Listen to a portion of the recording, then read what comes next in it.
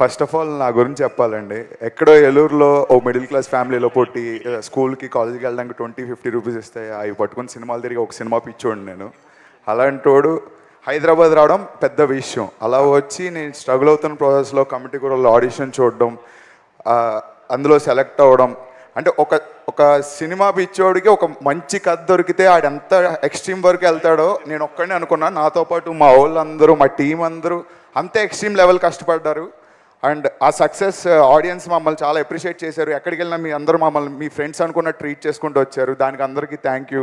అలాగే చాలా అవార్డ్స్ తీసుకున్నాం. ఎప్పటికప్పుడు ఈ అవార్డు వచ్చింది, హై ఫీల్ అవుదాం అనుకుంటే ఇంకో అవార్డు వచ్చేది, ఇంకో అవార్డు, అలా దానికి ఒక ఎండ్ లేకుండా అయిపోయింది. ఒక సినిమా చేసి రిలీజ్ అయ్యి 1 year 2 years అవుతుంది. ఇప్పటికీ మాకు ఎప్పటికప్పుడు అవార్డులు, ఫంక్షన్లు, సెలబ్రేషన్లు జరుగుతూనే ఉన్నాయి.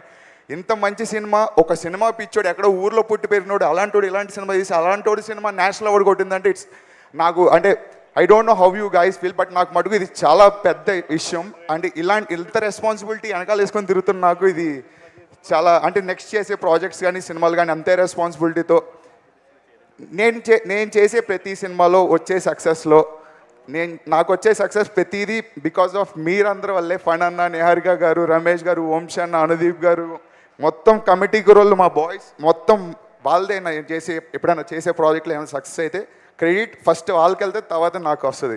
అంత సపోర్ట్ చేశారు. థ్యాంక్ యూ వంశీ అన్న. ఏమో నేను నేషనల్ అవార్డు కొట్టిన సినిమా చేశాను అని నాకే కొంచెం ఇదంతా ఏదో డ్రీమ్లా ఉంది ఇదంతా. థ్యాంక్ యూ, ఇంత మంచి ఆపర్చునిటీ ఇచ్చారు. అండ్ అలాగే ఆడియన్స్ అందరికీ చాలా థ్యాంక్స్, మమ్మల్ని గుర్తుపెట్టుకుని ఇంకా పుష్ చేస్తున్నారు. మంచి మంచి ప్రాజెక్టులతో వస్తాం.